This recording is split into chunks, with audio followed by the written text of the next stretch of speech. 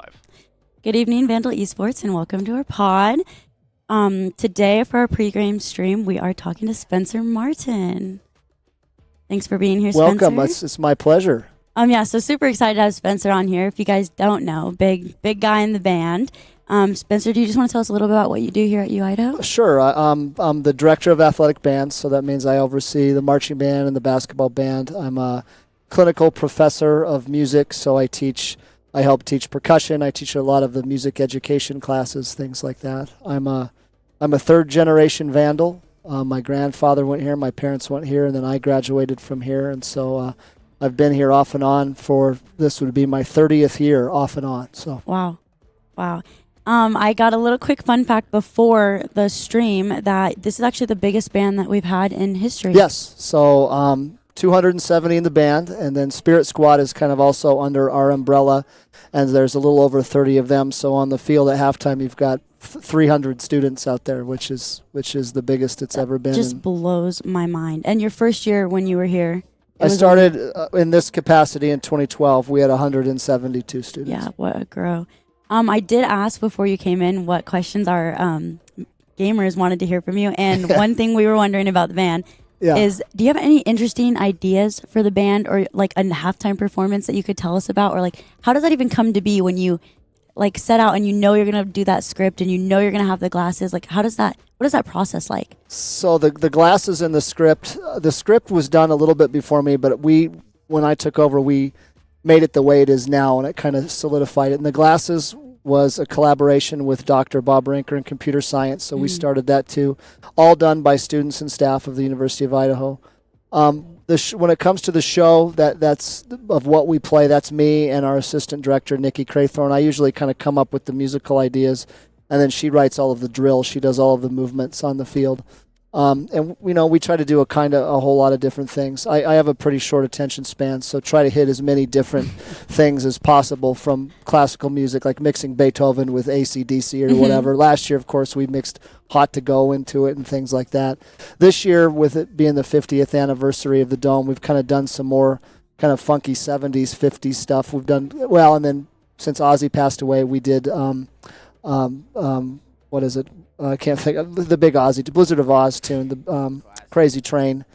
So we've had kind of a whole mix of different things there. But yeah, I guess I come up with all the ideas, and Nikki helps me put it together. How long does it take you guys to coming here in August? Do your band members come before? Do you guys just go until the first game? So I send them the music for the first show, and they show up Tuesday before school starts. So we have 1 week of what you would call band camp, where we teach all of this stuff. We teach kind of all of the stands, pep band tunes. There's about 5 or 6 of that. Then we start working on the first halftime show. And typically we have a few weeks before the first game. But this year it was crazy because we had that WSU game, which we did a joint halftime show with them.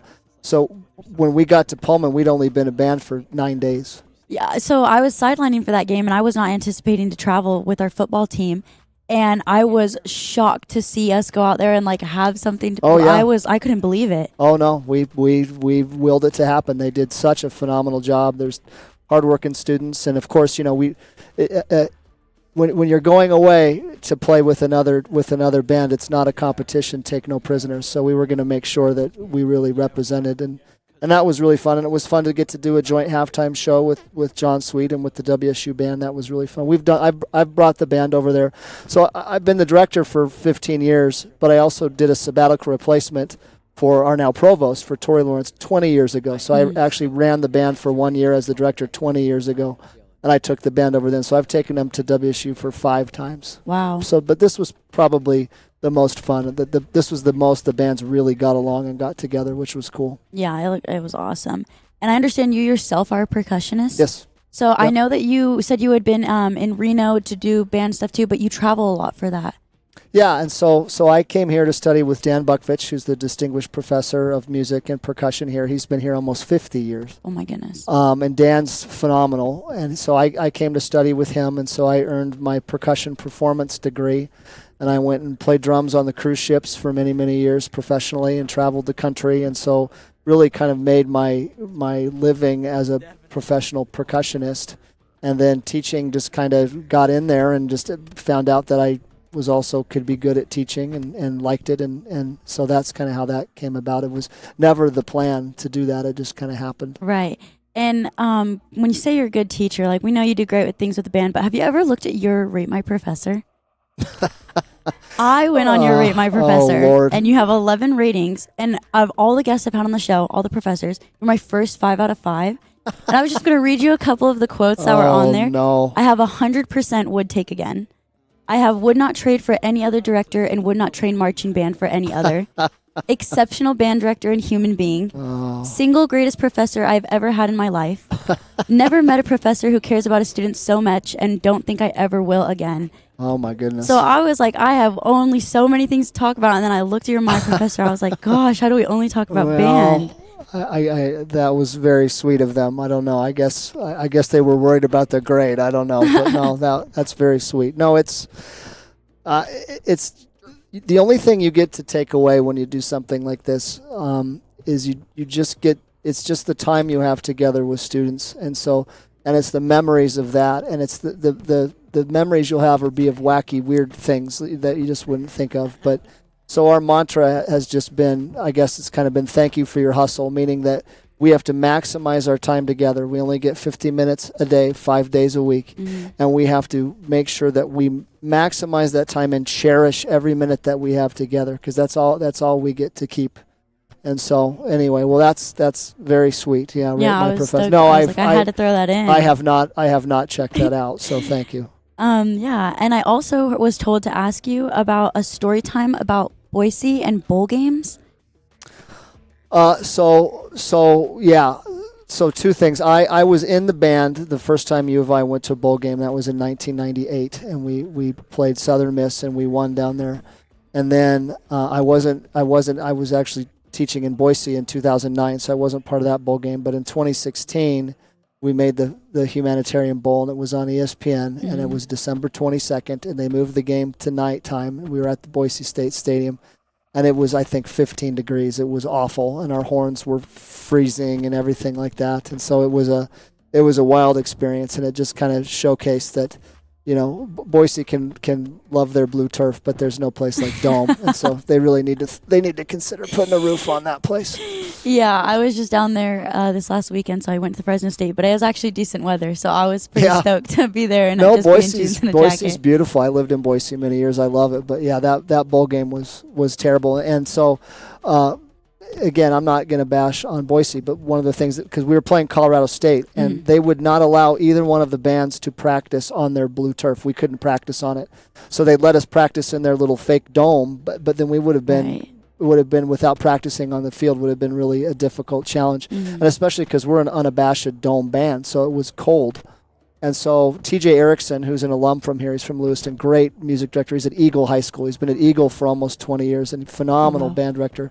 He let us go down there and practice on their field, and there was a foot of snow on the field.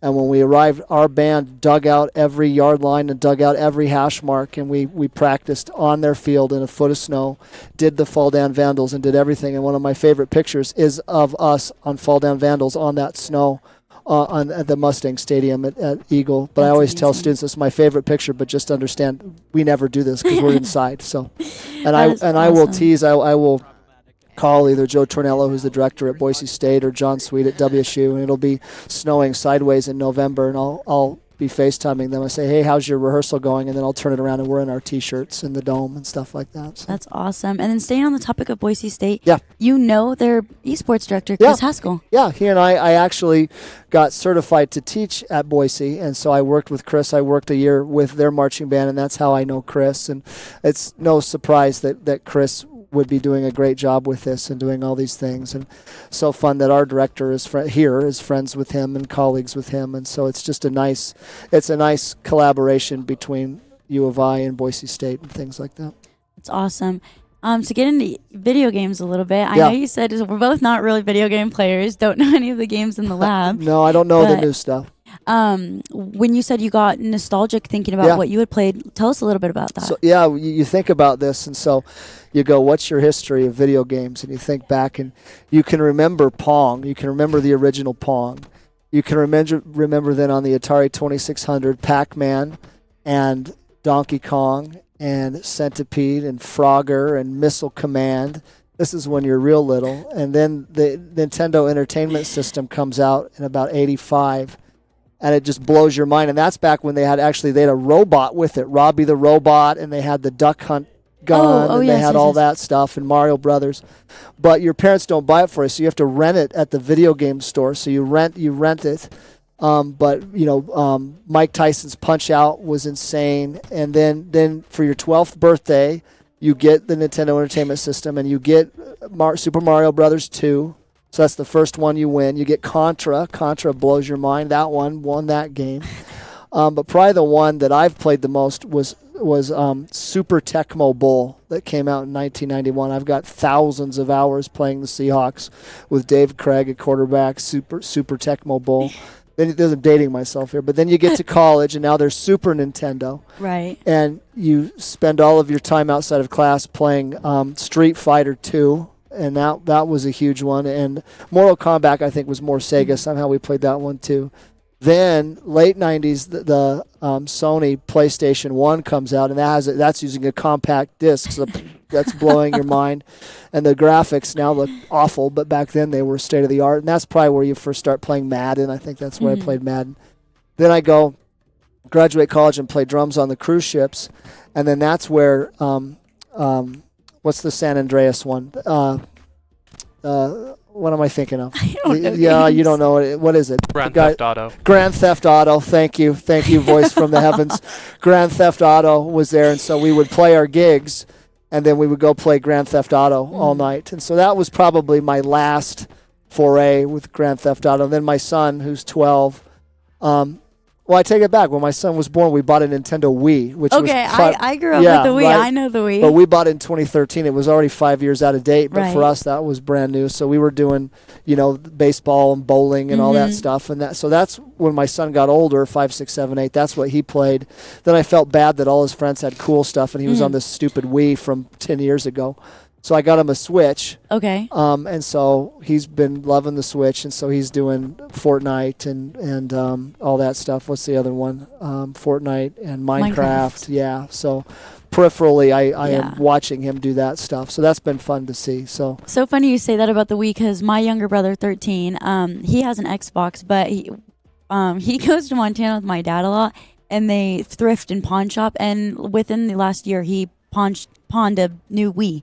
Like a refurbished retro Wii. Yeah, an old Wii. Yeah, and that's been a big thing at my house. It still holds up. It's still a ton of fun. So I go home, and that's what we play. But no, the Wii's awesome, and my son will dig it out of the closet, and he'll still play it too. Yeah, and my daughter, she's 6, going on 16, so she's playing all that stuff too. Yeah, I didn't know a lot of the games you talked about. I knew like Pac-Man, but we do have a Street Fighter team here. Do you guys? Yeah, so Street Fighter, we still. Oh, Street Fighter's a ton of fun. Yeah, they still play Street Fighter. Yeah. I don't have a Pac-Man team. Pac-Man, it's hard to. It's hard to explain what a cultural phenomenon Pac-Man was. Bigger than it was everything. It transcended video games. It was from cartoons and serials and everything. Pac-Man was enormous. But Donkey Kong was too. Donkey Kong was a better game. It took more skill for sure. But yeah, all that old school Atari stuff was wild. And I can remember going to get pizza with my dad, and you'd be there, and I remember playing Mario Brothers on the at the arcade. It wasn't Super Mario, it was Mario Brothers. Another one called Choplifter, which was these are ancient. Yeah, I don't know any of these. They're ancient games, but anyway, it was fun. It was fun to know you'd be asked to go, okay, what video games do you remember? And there was a lot more. Right. But I think I'm Generation X. You can tell by my crusty, angry heart. Oh my gosh. Stop. But we were kind of the first generation that sort of grew up gaming. Boomers didn't. We did. And so I think in a weird way we laid the road for this type of stuff where you just keep gaming and you keep gaming as an adult. Yeah. Back then, if Gen X, if you gamed as an adult, it was weird, but now it's pretty normal. We grew up with it. So when we talked about those graphics, what was your first, because was this your first time in the lab? Yeah. Yeah. So what do you? I remember when this was the bowling alley. I was just gonna say, So we had flooded a couple times, and we just had a really big refurbish over the summer. But it's beautiful. How different was it to come in and just like I just see the rows of PCs and our graphics it was cards. awesome. I mean, I think this at one point was a computer lab with the old school, but no, it was beautiful. It's really cool, and just to get the history of this program and to see so many of the marching band students that are in my class that are part of this too. And no, it's really beautiful. It's awesome. Yeah, we were super excited to have you down here. And when we knew you had been here so long, I was like, I wonder if he had seen the lab. I've only been a part of it since last year, but even last year, I mean, we've got the TVs up on the walls now. Yeah. This was painted over the summer. No, I hadn't seen seen carpet. it. I hadn't seen it for years. It's very impressive. The whole program, from just learning about it, it's extremely impressive. We appreciate that. And I do have one more gift for you. We wanted to give you an esports jersey on our behalf. Hey. This is our new design for this year, so we change them every year. They're up on the wall behind the corner. Oh, that's awesome. Yeah, that's your very own. Well, so thank you. We just want to say thank you so much for having us and being here. It was just awesome. It's my awesome. pleasure. Thank you for everything that you bring to the university and our students. It's really an awesome program. Thank you. And that was Sean, guys. Thanks for watching.